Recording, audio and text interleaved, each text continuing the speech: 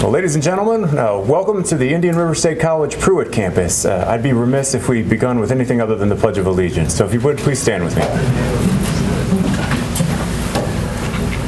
I pledge allegiance to the flag of the United States of America and to the republic for which it stands, one nation, under God, indivisible, with liberty and justice for all.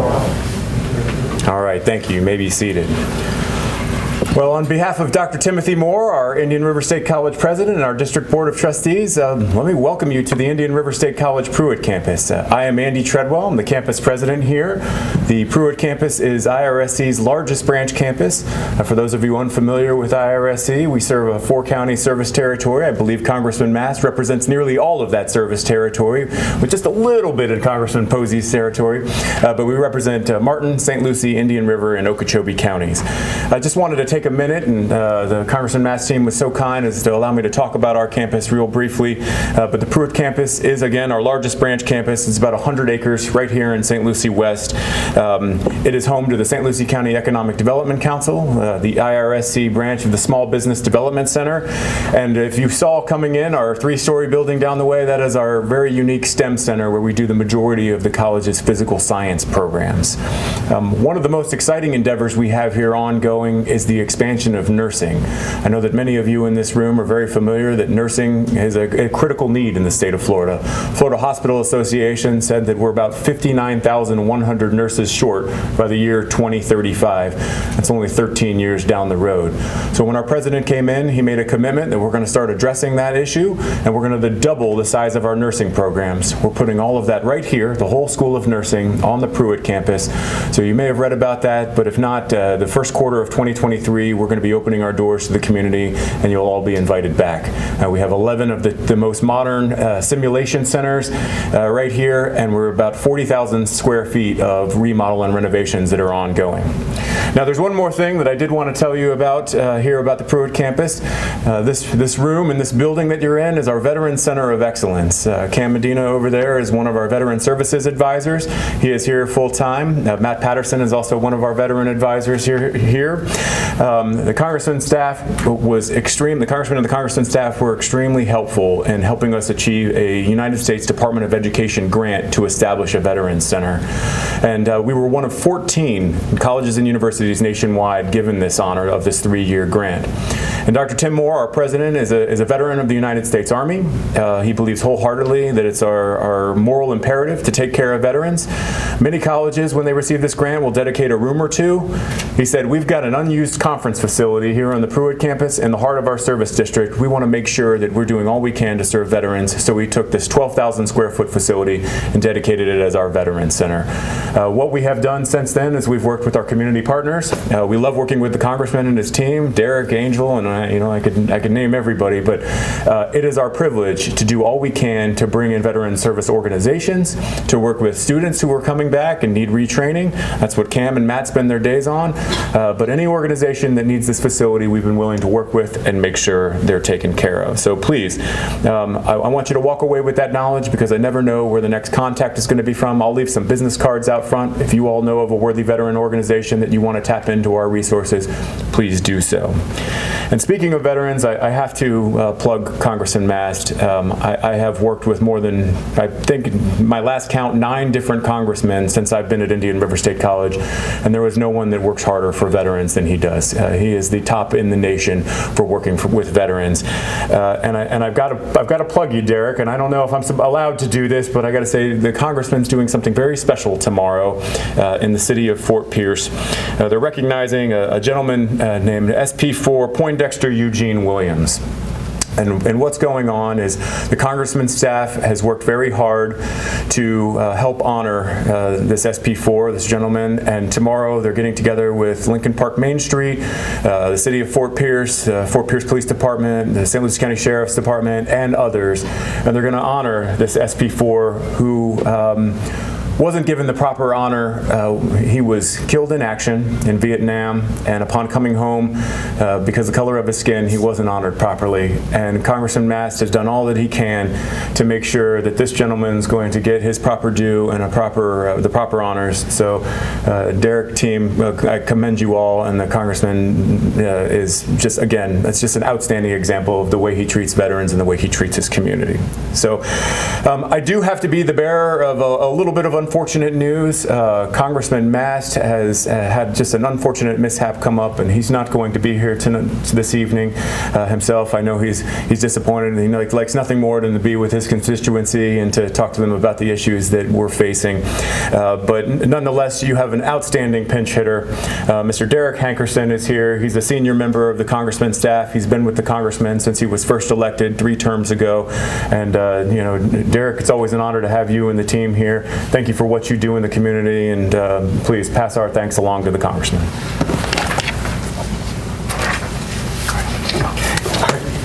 He thinks he's disappointed. I'm disappointed because I have to get up here. It's a truly humble honor to work for Congressman Mast. There are a number of similarities. My family is from Michigan. They're from Detroit. They're from Inkster, and they had the opportunity to work for Ford. As Andy said, I've had the pleasure of working with the Congressman since he's first been elected, to include my father's military service. My father was in the Air Force in 1945. He then joined the United States Army, served from 1951 to 1955. Then he was promoted to work in the Office of the Secretary of the Army from 1955 to 1965, with reference to SB4 Williams.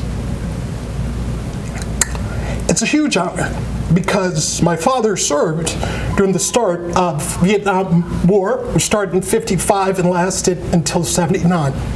With reference to today's event, the Congressman always wants to provide the best information he can for his constituents. I'm honored to have you allow us an hour of your time today to listen to our wonderful panelists, who we have Tina Louise Williams, who's the Public Affairs Specialist of the United States Social Security Office. We have Demesia Head, who's with the Center for Medicare Services, HHS, Atlanta, Georgia.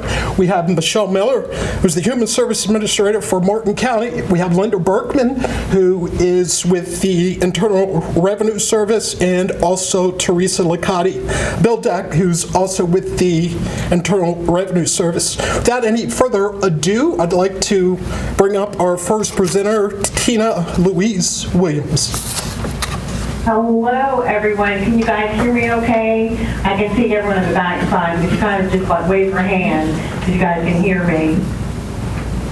Beautiful, beautiful, beautiful. Again, so my name is Tina Williams. I'm a public affairs specialist for the North Florida area. I am actually housed in Jacksonville, and I'm assisting my colleague, Joel Hernandez, who is scheduled to be the presenter today. He's actually accepted a new role within the agency, so I will be providing the presentation today. And you guys you can see the presentation okay? Oh. Beautiful. All right. Thank you so much. Okay, so I'm going to go ahead and go to my next slide. It will pop up. Come on. There we go. All right. So the Social Security Administration is an independent agency of the U.S. federal government that assigns Social Security numbers and administers Social Security retirement, disability, SSDI, and survivor's benefits. Now, our program is funded through mandatory contributions from employers, employees, and the self-employed. Through the pooling of mandatory contributions from workers, our program pays out benefits to those who are eligible for them. Employers and employees each pay 6.2% of wages up to the taxable maximum of $147,000 in 2022, while the self-employed pay 12.4%. Now, our agency also administers the Supplemental Security Income Program for the aged, blind, and disabled. This program is a federal income supplement program funded by general tax revenues, not Social Security taxes. It meets the basic, it provides cash benefits to to meet the basic needs for food, clothing, and shelter. The federal benefit rate for an SSI individual is $841, and for a couple, it's $1,261. Now, your link with Social Security is your Social Security number. From your first job to your last, your employer verifies your Social Security number with us to help reduce fraud and allow us to keep track of your work history to ensure you get the benefits you deserve. If you have not already done so, I encourage each of you to create a My Social Security account. It is a convenient and secure suite of services designed to put you in control of your personal Social Security information, as well as help you manage your own benefits when you are ready. Also, you are able to change your bank account through that portal. You're able to change your address, and you're also able to get your 1099 as well as get a replacement Medicare card through your My Social Security account. Choosing when to retire is an important and personal decision. Financial experts say you'll need 70 to 80% of your pre-retirement income to have a comfortable retirement. You'll want to choose retirement age based on your circumstances so you'll have enough income when you need it. You should make an informed decision about when to apply for benefits based on your individual and family circumstances. Now, this chart gives an example of how much a $1,000 retirement benefit would be reduced if someone took the benefit at age 62. The key thing to remember is that once you file for reduced benefits, you are permanently reduced. Remember that when to start receiving retirement benefits, it is a personal choice. There isn't a one-fits-all answer. As you can see in this chart, your monthly retirement benefit would be higher if you delay starting it. So let's say your retirement age is 66, and your monthly benefit starting at age is $1,000. Now, if you choose to start getting benefits at age 62, we'll reduce your benefits by 25% to receive at $750 to account for the longer period of time you'll receive your benefits. If you choose to delay getting benefits until age 70, you will increase your monthly benefits to $1,320. This increase is from delayed retirement credits you earned for your decision to postpone receiving benefits past your full retirement age. The benefit at age 70 in this example is 32% more than you would receive each month if you had chosen to start getting benefits at full retirement age. Now, no one pays federal income tax on more than 85% of his or her Social Security benefits based on Internal Revenue Service rules. At the end of each year, we'll mail you a Social Security benefit statement, that Form 1099, showing the amount of benefits you receive. Now, please use this statement when you complete your federal income tax return to find out if you must pay taxes on your benefits. Now, although you are not required to have Social Security withhold federal taxes, you may find it easier than paying quarterly estimated tax payments. Now, Medicare is our country's health insurance program for people aged 65 or older, people younger than 65 with certain disabilities, or permanent kidney failure or Lou Gehrig's can also qualify for Medicare. You have choices for how you can get Medicare coverage: Original Medicare and a Medicare Advantage. Now, Original Medicare, of course, includes hospital Part A, Part B, and if you want that drug coverage, it's that Part D. That is, Medicare Advantage is an all-in-one alternative to Original Medicare. Now, remember that although the full retirement age has increased above age 65, Medicare eligibility is still 65. One of the most important things to remember is that you can apply for Medicare online with Social Security even if you're waiting past 65 to apply for your Social Security retirement benefits. You should apply at least 3 months before your 65th birthday, even when you plan to apply for your retirement or spouse's benefits later. If you are approved for Social Security disability benefits, you will be eligible for Medicare benefits 24 months from the month you were entitled to receive benefits, not from the first month you received the payment. Medicare has 3 enrollment periods, and we've just passed well, not just passed, but the initial enrollment period is that 7-month period that begins 3 months before you turn 65, the month that you turn 65, and then 3 months after you turn 65. The special enrollment period are for those individuals who are still working past the age of 65 and covered by their employer's group health plan, and they have elected to refuse Medicare Part B. The other one is that general enrollment period. Now, that's for those individuals who did not sign up for Part A or Part B when they were first eligible, and they are not eligible for the special enrollment period. So those individuals would need to apply during this general enrollment period of January, February, and March. And last year, which was actually this year, 2022, had those individuals enrolled during this general enrollment period, their Medicare would have began in July. In 2023, that changes. Medicare will actually begin for the general enrollment period the month after you roll into Medicare. Now, please keep in mind that although you apply for Medicare by contacting Social Security, and we have some Medicare information on our website, it is actually another federal government agency, which is the Centers for Medicare and Medicaid Services, commonly referred to as CMS, that administers the program. CMS is your main source for information regarding Medicare. Now, Social Security helps you apply for Medicare Part A and Part B, and we send your entitlement information electronically to CMS. We can take an extra health application for Medicare Part D as a drive. Now, I know we have a whole bunch of information with Social Security. I just wanted to give you an overview. Our public affairs specialists are available for speakers requests. You can go to the website and request a speaker for your group. But if you needed to file for benefits with Social Security, we, on April the 7th, the local field offices began offering more in-person appointments and have resumed in-person services for people without an appointment. Now, as we have expanded these in-person services, we have experienced very, very, very busy offices. So we still encourage you to go online, call us for help, or schedule an appointment in advance. Now, if you cannot use our online services, please call your local office. Now, what I've done, I went ahead and put up the office that's down there in Port St. Lucie. That is their direct telephone number to their servicing office. That's their hours of operation. You can contact that local office to see if you can schedule an appointment with that office. Now, please keep in mind the offices still have limited in-person appointments because we have a lot of employees who are still working remotely, and we have also a lot of employees who are also in the field office. So if you do plan to visit the office, please keep these very important points in mind.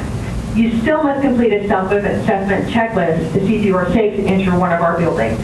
Everyone must still wear a mask, and if you don't have one, we will provide one for you. Hand sanitizer is available. You may need to wait outside because the space in our offices may be limited, so please, with Florida, plan for the weather. We ask that you come along if you can, but if you need assistance, please bring at least one person with you. And the last thing, if you do not have an appointment, you should expect long lines, especially during the busy times in our offices, which are Mondays, the morning after a federal holiday, and, of course, the first week of the month. And my last slide, now the Social Security website is a valuable resource of information about all the Social Security programs. If you do wish to have a speaker, please visit our website, and for the little search window is that. You want a speaker, either my new counterpart, which she's replaced Mr. Hernandez, is Ms. Angela Love. She would be the point of contact for Port St. Lucie. I believe that is it. I may have gone over my allotted time, and I do apologize. Derek, I'm passing it over to you, sir. Thank you so much. If constituents have individual cases they would like for the congressman to address, feel free to call the Congressman's Port St. Lucie office at 772-336-2877. We'd be glad to help with your Social Security issues, your CMS issue, or any other issue. We're going to save the questions for the end. We will now hear from Ms. Demesia Head, who is with the Center for Medicaid Medicare Services, HHS, out of Atlanta, Georgia. And lastly, we do have copies of the Social Security presentation for you, and they will be outside.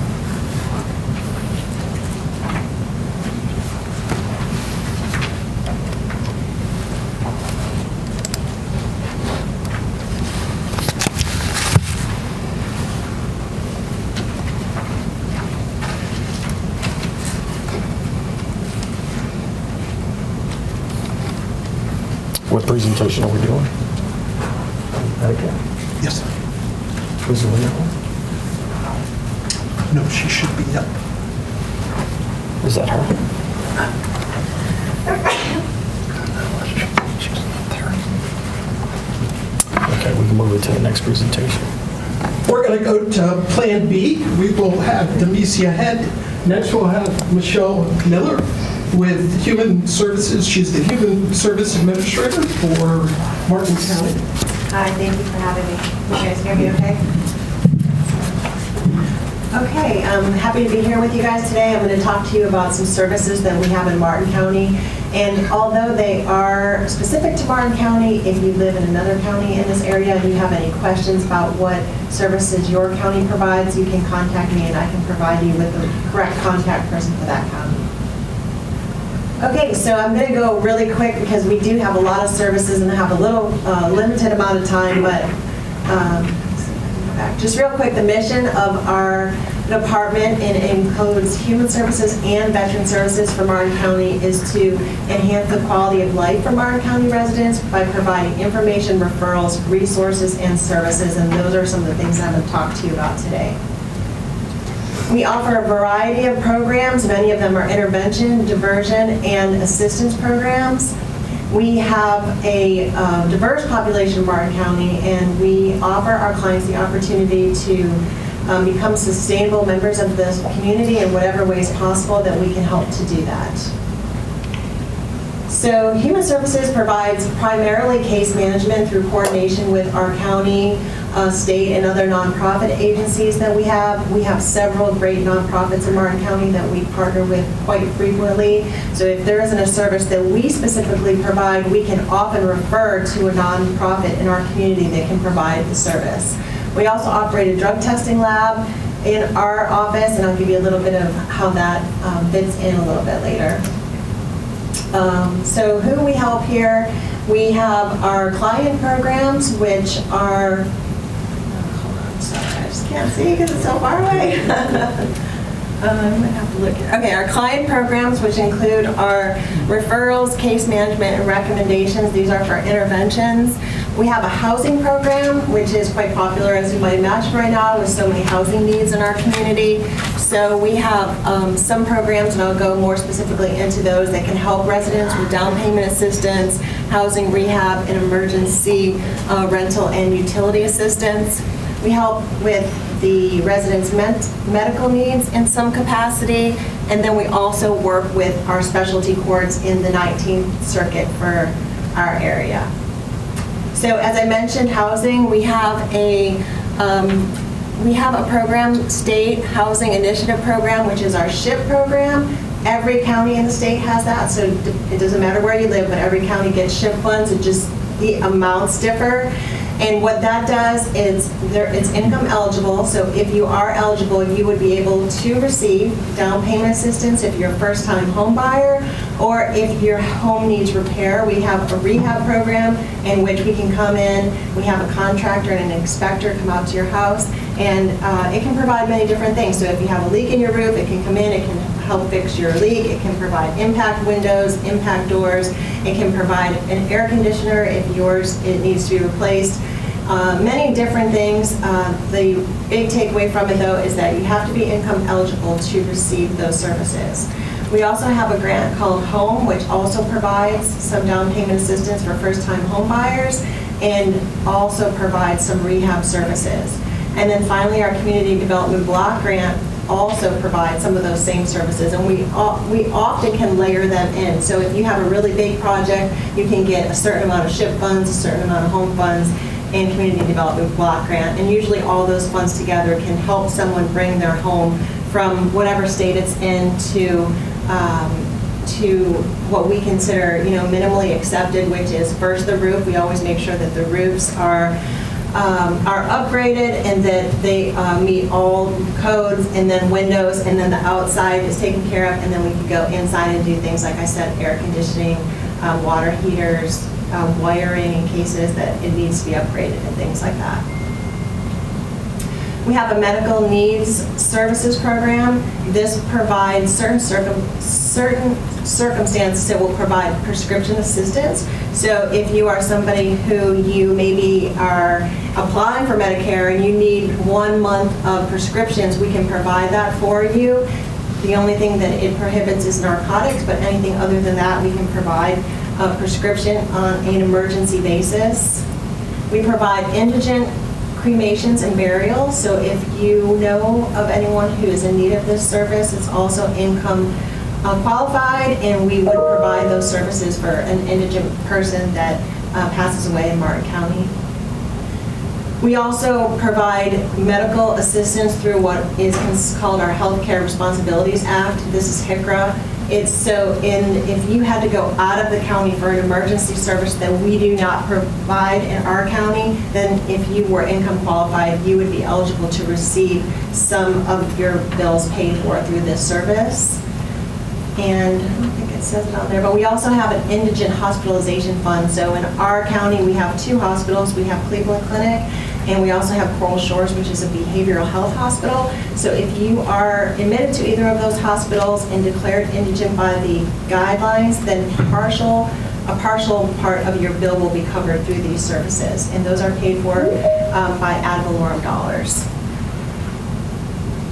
We have a veteran services group in Martin County. We have 2 really great VSOs, veteran services officers, that are there to help you if you would like to file a claim for your benefits, or if you just want information about if you qualify for benefits, or if you just have any related veterans questions, they can assist you. They work really well with Congressman Mass's office, and they are there to not only provide those claim services, but if you have any special needs as a veteran, they're there to help you.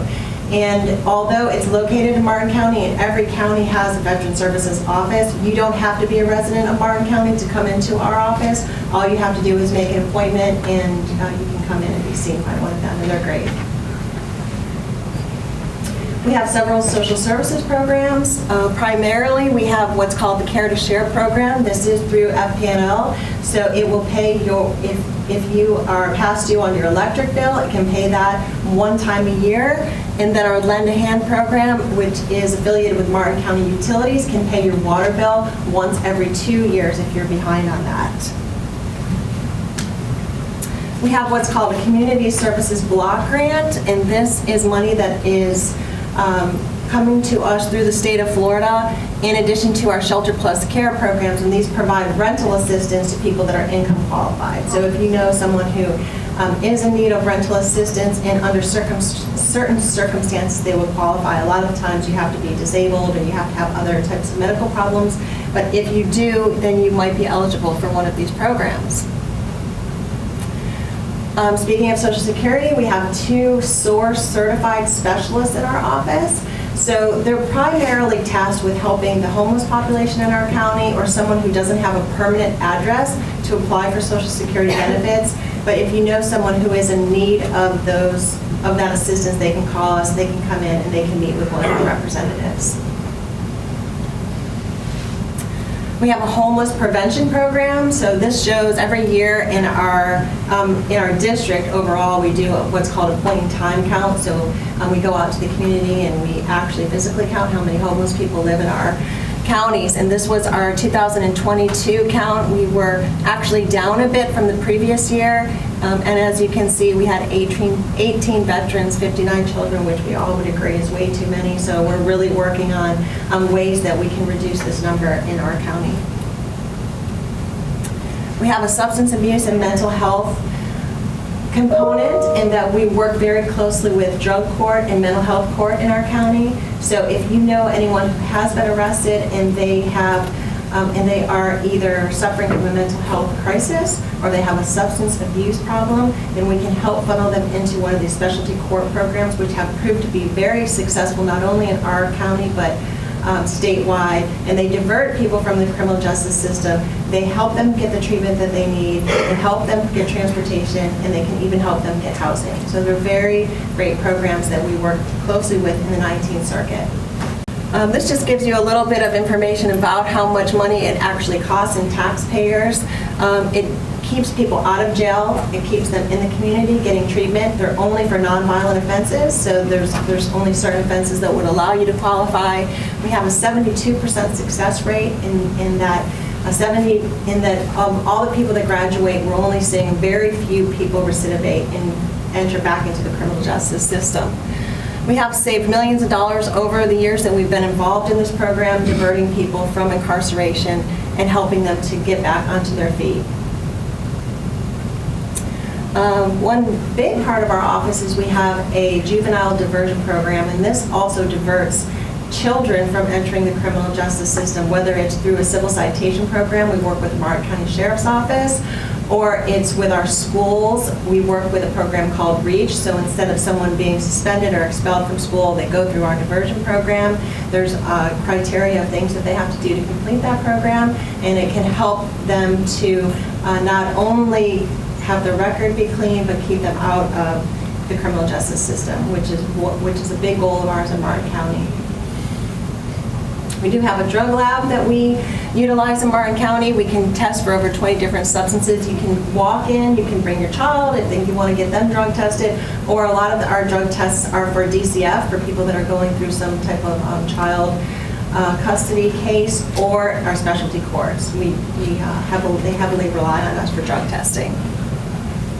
And then finally, we have a very robust prevention program. So we really want to work with the youth in our community to prevent underage marijuana use, underage drinking, and tobacco use. So we have a program called Drug-Free Communities, which is a federal grant that provides local counties with dollars to provide activities and things for the youth to do in our community, letting them know, like, there's some examples here. The first one is at Sailfish Splash. This one is in Indiantown that we just had last week. We want the youth to know there's other things that you can do in your community besides going to parties and things like that. We work with Tobacco Free Florida and getting the word out that we want our community to be tobacco free. That's not only for youth, but we primarily extend our prevention services to youth, but the message is for the whole county that we want people to be tobacco free. And then finally, we have a grant through the Department of Health called Overdose to Action, which really focuses on opioid use and prevention, and we want people to know the dangers of overusing opioids, and we want to get out into the community and let people know that if you are suffering from a opioid use disorder, then we have resources in our office that can help you to find assistance and treatment. So if you would like to request services, this is our website, and you can go on there, and there's many different ways that you can request a service. This is our main contact number. I think I also have it here. Here is my information and my contact number, and if you have any questions, feel free to give me a call. And like I said, if you have a question about your specific county, I can refer you to who that local person would be. We have learned that Demesia Head is online, so we're going to try and pull her up since we have 2 minutes. If y'all have any questions, we can take a couple of questions before we connect. Yes, ma'am. What's your last name? Hankerson. Hankerson. Yes, ma'am. The reference to Michigan is because the congressman is native to Grand Rapids, and he had gone home, and his flight was delayed coming back from Michigan. Straight that ball on the right. I think we should be good. Ms. Demesia, can you hear us?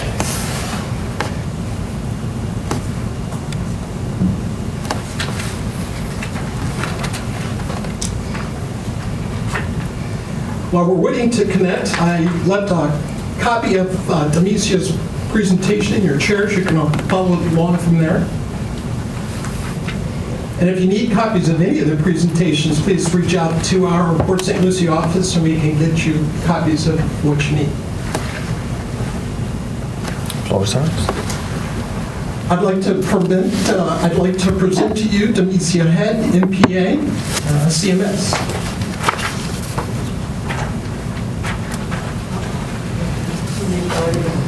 Let's see.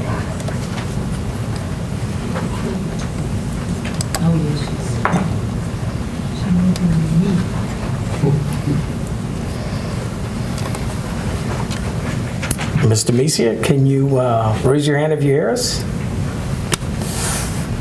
And we can't hear her. She's speaking, but we cannot hear her. Since we're having technical difficulties, we're going to go to Plan C, and we will hear from Linda Bergman, Congressional Liaison in Internal Revenue Services. Hi, I'm Linda Berkman, as Derek said, and I work with the Internal Revenue Service. I've been with the Internal Revenue Service for 34 years. Hard to believe, right? Anyway, today I'm going to be discussing Hurricane Ian disaster relief, the significant increase in texting scams, accessing your tax records on irs.gov, how to determine if Social Security is taxable, the interactive tax assistance on irs.gov, filing help, and choosing a tax preparer. I believe that you all have, if you choose to follow, PowerPoint. Okay, very good. So, Hurricane Ian victims in Florida qualified for disaster tax relief. If you filed,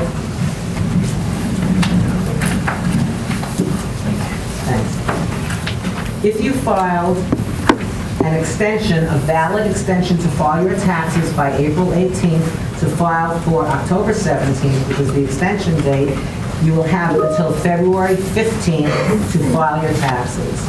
And remember, this was an extension to file, not an extension to pay. So you would have had to pay any taxes you owed by April 18th, but you won't be penalized if you filed an extension, and you have until February 15th to file the tax return. This also applies to estimated tax payments that are due January 17th. If you pay estimated tax payments and the payment is due January 17th, you have until February 15th to pay your estimated taxes.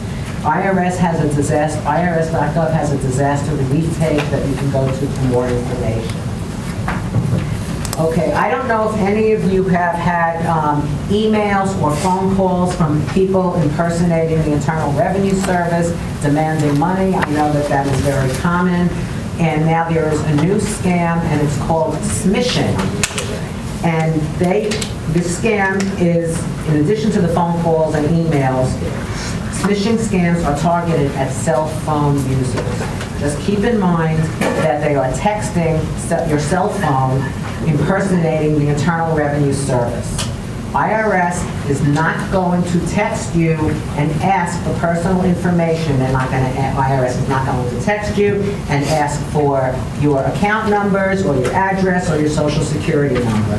So these scams, the smishing ones that are going to your cell phone, it may appear to be from the IRS and offering you tax credits, offering you an additional refund, or assistance in setting up an online account. Please be wary of this and be careful and know these texts are not from the Internal Revenue Service. And that also goes for any emails or phone calls you may get, threatening phone calls saying this is the Internal Revenue Service and you owe us money, and please go to Walmart and get gift cards and call us back with the gift card numbers. IRS is not going to do that. Has anybody here gotten any of those type of calls? You? Yeah, well, I have also, so please just be wary.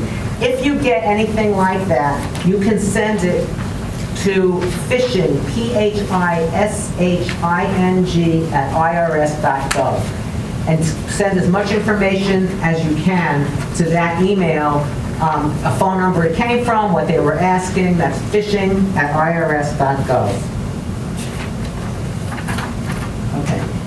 You can access your tax records online on irs.gov if you need a transcript, if you want to make a payment, and you can set up an account easily.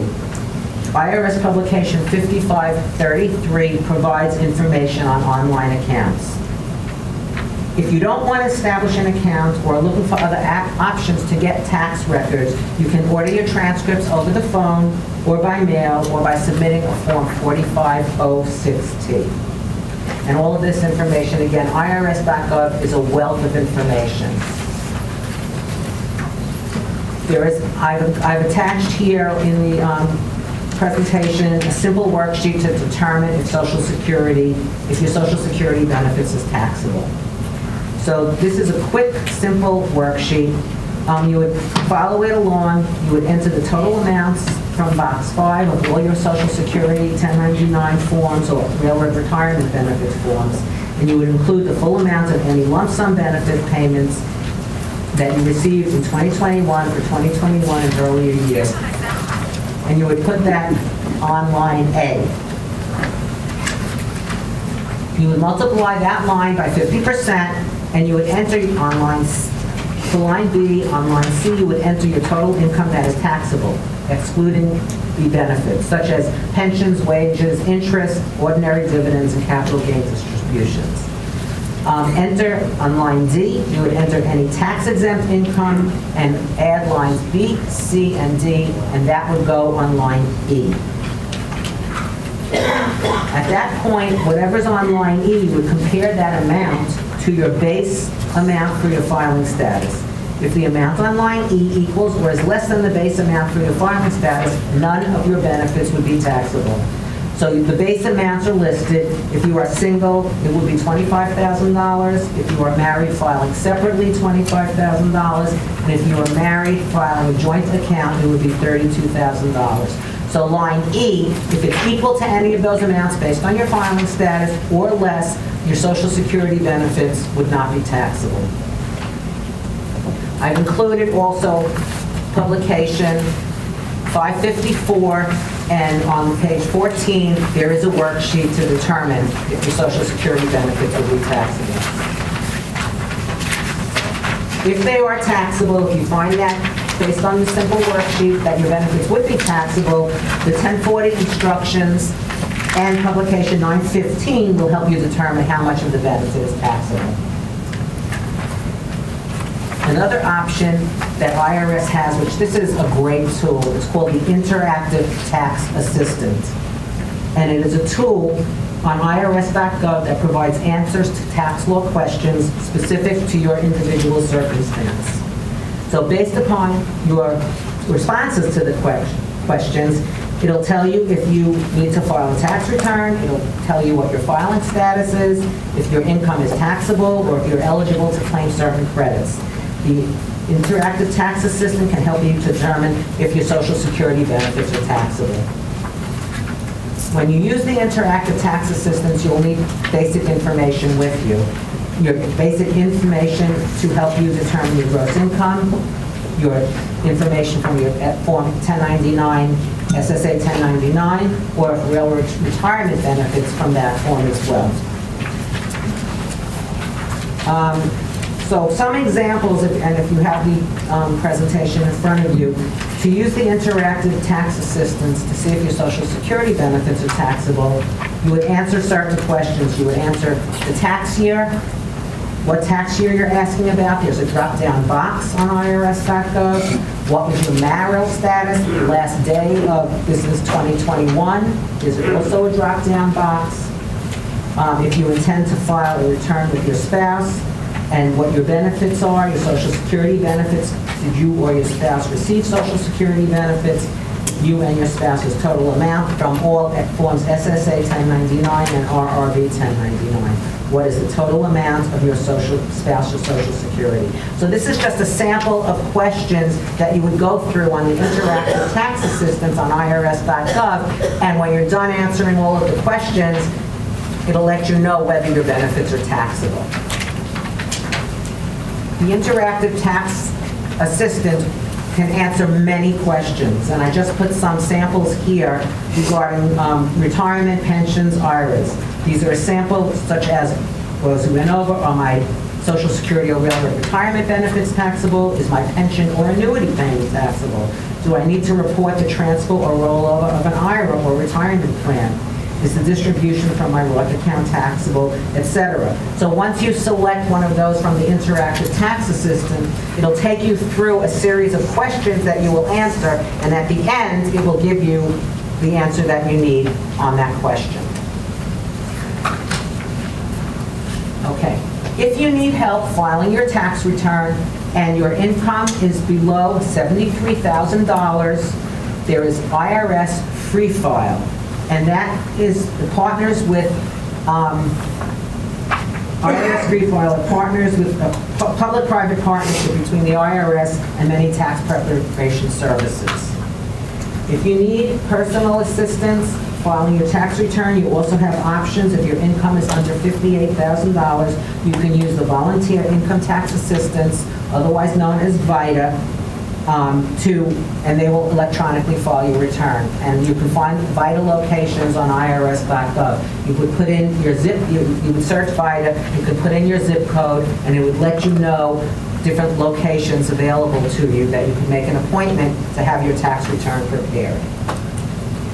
Another important thing is choosing a tax professional. If you go to a tax professional to file your taxes, you need to file IRS has a directory. It's a searchable and sortable public directory that helps you find a tax return preparer with specific qualifications. Taxpayers should check for any disciplinary actions for prudential tax preparers. For CPAs, taxpayers should check with the State Board of Accountancy. For attorneys, they should check with the State Bar Association. And for enrolled agent, you can verify the agent's status on irs.gov.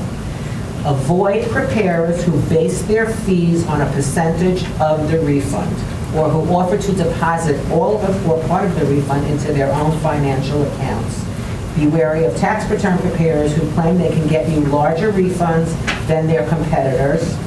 And some preparers only work on a seasonal basis. Consider whether the tax return preparer will be around after the filing deadline. Or if they just have a shingle up, then when you need them after the filing deadline, you look for them, they're not there.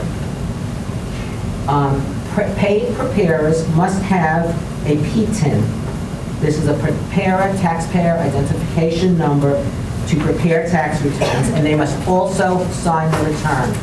So if you go to a preparer and they give you a blank return, they said, oh, don't worry, I'm going to file it for you, and they give you a blank return and there's no signed return or anything, please be wary of that.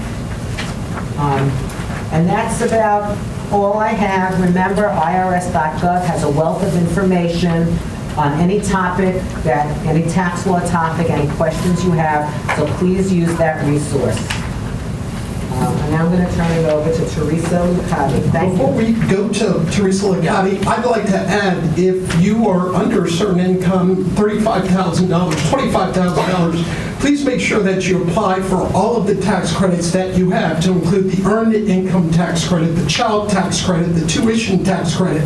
Yes, there are a lot of tax credits out there for businesses, but there are also tax credits out there for, and I hate saying this, lower income individuals. Please take advantage of that. Thank you. Thank you. Good afternoon. My name is Teresa Licati. Can you hear me? No. Oh. My name is Teresa Licati-Bildick, and I am with Taxpayer Advocate Service. We are an independent organization within the IRS. Can you hear me? Okay. We are an independent organization within the IRS. What that means is we are considered IRS employees, but we maintain our, independence from the rest of the IRS. And our mission is to help taxpayers who are having issues with the IRS, so we help them resolve those issues. We do it in two ways. We do it by helping, like if someone has an issue, you file the tax return and you are expecting a refund and have not received your refund, and you've attempted to contact the IRS and you've attempted to get it resolved on your own and have been unsuccessful, you can come to us and we will open up a case for you. We will assign it to a case advocate. The case advocate will call you, will identify themselves, and give you their information, and you will work with that same case advocate until we are able to resolve your case. So that is one way we assist, and we also try to fix systemic issues within the IRS by making suggestions. Sometimes we do it directly to Congress, making suggestions how to improve the IRS. So those are a couple of ways that we help taxpayers. I have a few tips for you today. And these tips are to help you avoid tax return processing errors. And these are a lot of things that sometimes cause refund delays. So you file the tax return, and sometimes people make these mistakes, and there's delays in getting the tax return processed. So what we've seen in the last few years is an uptick in people jumping the gun, and they don't wait for their W-2 to file their tax return. There are companies that actually will prepare your tax return as early as December based on your last paycheck stub. Well, a lot of times your last paycheck stub does not have all the information, or it's not completely accurate, and so always wait for your W-2. Another tip is to double check to ensure that all the information on your return is correct, especially if you are using a preparer. Even though you're using a preparer, you are still ultimately responsible for what is on your tax return. If there is something on your tax return that you don't understand, don't allow them to file that return until they can explain it to you why it's there and what it is. Sometimes people are using tax preparation software and doing it themselves. Make sure that it is not importing last year's information. Make sure you're starting out from scratch and you've got only the information from the current year. Make sure all tax forms, everything is attached. What we see is sometimes people forget about certain income. They file early in the filing season, and then a month or two later they receive another income document, and that causes them to have to file an amended return. Amended returns are taking longer to process now. The IRS is still trying to catch up from the pandemic. So those are a few of the, a lot of the information that I have is just a repeat of what Linda already shared with you. So I will leave you with a phone number in case you need assistance from Taxpayer Advocate Service. How you can reach us is you can either contact the Office of Congressman Mass, and they will take your information and they will submit it directly to my office, and we will open up a case and work it with you.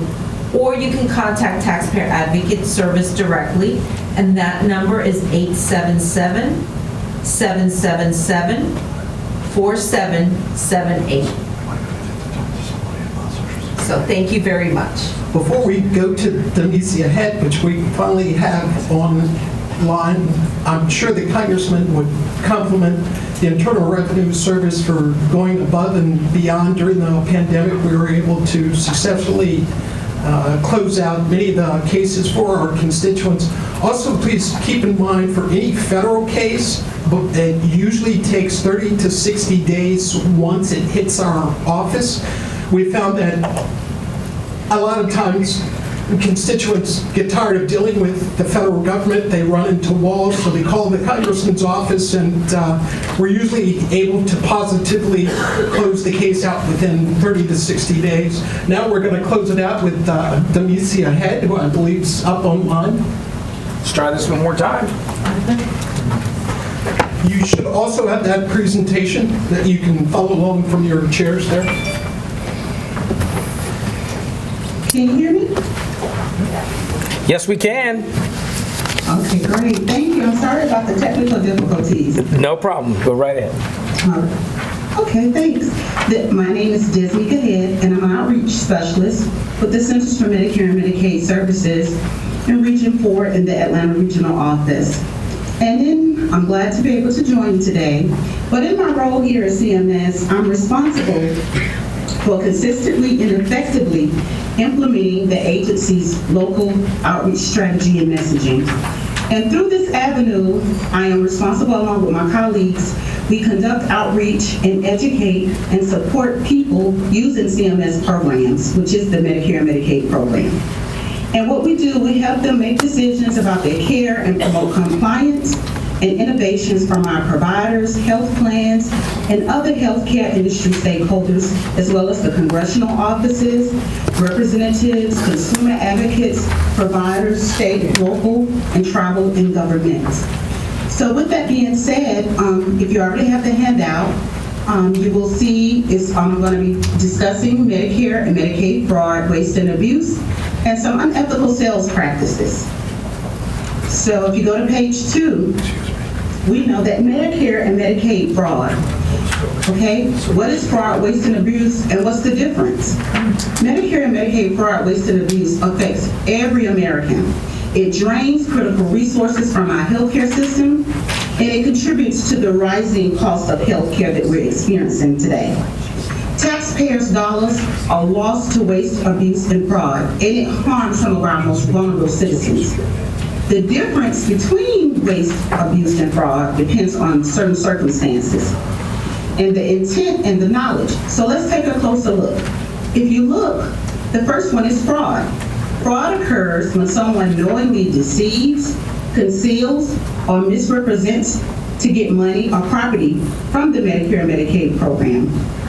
And so here at CMS, we work to prevent and identify possible fraud. And so if it is considered a criminal activity, we leave it up to the judicial system to determine if someone committed an act of fraud. An example would be when a doctor who repeatedly, intentionally bills Medicare for services or supplies that they didn't provide to the beneficiary. But in contrast to waste, waste is overusing services or practices that directly or indirectly result unnecessary costs to the Medicare and Medicaid program. Waste isn't just considered to be a criminal act, but is rather a misuse of resources. And some of those examples of waste is medically unnecessary services such as durable medical equipment or prescription drugs, or using more disposable DME or drugs like diabetic testing strips, syringes, and things like that that are most of the time needed over a period of time, or performing a procedure in a more expensive hospital setting when it could be done in a provider's or a doctor's office for the beneficiary. Next is abuse. Abuse happens when healthcare providers or suppliers perform actions that directly, again, or indirectly result in unnecessary costs. So they are billing Medicare for services that are covered or properly coded. And in this case, the provider hasn't knowingly and intentionally misrepresented the facts to obtain the Medicare payment, but it can also expose providers to criminal and civil liability. So abuse includes any practice that doesn't provide patients with the necessary services or meet the standards based on Medicare and Medicaid guidelines. Okay, you go to the next page, page 3. The level of intent. The level of intent meaning the different areas, mistakes, inefficiencies, bending the rules, and intentional billing. And in this case, we do have a booklet out there on our website through the Medicare Learning Network where it talks a little bit more in depth of these steps, Medicare fraud and abuse, and you can find that on our website at cms.gov. But as I said, some of the mistakes that happen, the errors, it could be incorrect coding, it could be they didn't put in the right numbers when they coded the claim, it could result in waste, where the inefficiency is found, where they order excess tests for different beneficiaries on maybe preventive services, or it can result in bending the rules by improper billing, like upcoding, changing the code to get more money back on each claim. And also in fraud, they could be billing for services or supplies that weren't provided to the Benny. Okay, we'll go to page 4. And so we're in the business, CMS, where we want to continue to put our patients first in all of our programs. And some of the ways that we put our patients first is that we help support innovative approaches. And those approaches is we want to help improve quality, accessibility, and affordability while finding the best ways to use innovative technology to support patients' care. And as you know, we have Medicare Part A and Medicare Part B. And the next thing, we try to protect the public resources that fund the Medicaid and Medicare program by making sure that we continue to the federal government contributes to the expenditures for both programs. We try to help protect public resources that are funded by both programs. Some of the fraud that you will see is that beneficiaries may be billed for equipment or services that they never received, and in some cases, it was never returned if it was received by someone else in error. We also like to say that a provider bills Medicare and Medicaid for services that we would consider impossible, where it shouldn't be, like for example, a provider billing for therapy that totals more than 24 hours in one day. That's a sign of possible fraud. Or someone changes the documents to get higher payment on a claim for a beneficiary, or they change the dates, the descriptions of the services that were received, or change the person's identity. Or someone else may use the person's Medicare Medicaid card, or a company may falsely represent and mislead the beneficiary into a possible drug plan or health care plan. Those are some of the possible ways that frauds is done to the program. If you go to the page 6, we also say anyone can commit fraud. So some of the services that are committed by these type of people: doctors, pharmacies, healthcare providers and staff, our durable medical equipment suppliers, the hospitals, pharmacies, home health organizations, ambulance services, and billing companies that bill the programs. Also, individuals with Medicare or Medicaid who have had their identity stolen. And then we also, last but not least, have telemarketing companies and healthcare plans that solicit different beneficiaries and people that participate in the program. We'll go to page 7 now. Another part of it is improper payments. And the improper payment is just when an incorrect amount has been billed, whether it's overpayment or underpayments, based on whatever laws or legal requirements that needs to happen with that particular bill. And so some of the cause of the improper payments, as I stated earlier, was errors, waste, abuse, and fraud. So we always have a program in place here at CMS, our program integrity area, where they focus on targeting all causes of the improper payments, from honest mistakes to intentional deception. So we always have things in place to try to capture those so we can prevent it and save money for the Medicare Trust Fund. Okay, we'll go to the next page. And now on the next page, we're going to talk about some of the unethical sales practices that happen during Medicare enrollment season. As you're aware, Medicare open enrollment season begins this month on October 15th, and it ends on December 7th each year. And these are some of the new card schemes that we have seen been very prevalent that has been happening with our different beneficiaries. For the first example, they'll say, well, you can get a new card for free, and if you get the new card for free, we'll add dental or vision and offer coverage through a plan. But without calling it a Medicare Advantage plan, so the person is thinking they're getting perks. They don't know that they're being switched from traditional Medicare to a Medicare Advantage plan. Another example where a man telephoned the beneficiary and told her that her card was going to expire and he wanted to send her out a new card with additional benefits like dental, and he needed her information. No one should be calling saying that their card is going to expire on the phone and tell them they need to send them a new card. So that should be kind of a red flag. Also, we had a female named Jerry calling the beneficiary asking for that beneficiary's Medicare number in exchange for a new card with additional benefits. And in this case, the beneficiary gave her Medicare number out. And then the caller said, well, here, we're going to give you a new Medicare number. We would never call a Benny over the phone and ask them for their Medicare number and then state that we're going to give them a new Medicare number. And also, another new card scheme is where Mrs. B got a call from somebody named Mr. and Mrs. Jackson. And they gave them a number saying that that would be their new Medicare card number. That wouldn't occur either. We would not call and tell them. If we were to contact the beneficiary, we contact them in writing with some type of documentation to let them know if they're going to be receiving a new card or anything that's changing in the Medicare program. We notify them. Okay, if you go to the next page, some additional unethical sales practice are flex cards and grocery cards.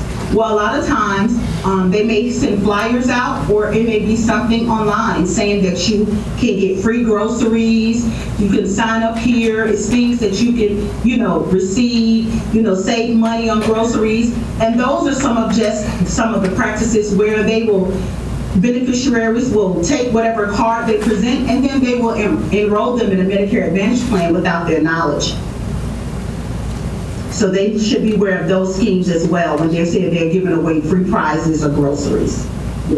If you go to the next page, it's unsolicited calls and visits, where we've received from a SHIP counselor that an agent with a certain number is going from door to door selling Medicare Advantage plans.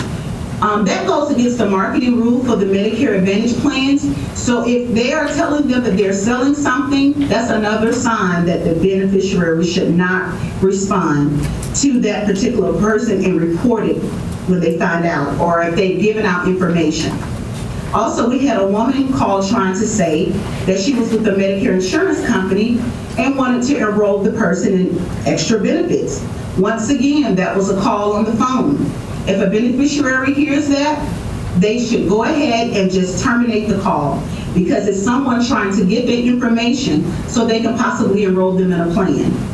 And then we have men and women knocking on their doors once again and telling them, oh, your zip code qualifies you for certain benefits, and it will help pay your Medicare Part B premium of $144 so you can prevent it from being taken out of your check. And they're saying they're with SSA. That's another sign that Bennies should not release the information, and if they have to shut the door, tell them to shut the door and then report it, and then we will take a look at it. You go to the next page. Last but not least, you'll see that we're talking about the lack of consent. And in that place, you may receive a letter in the mail where they have said you have been approved.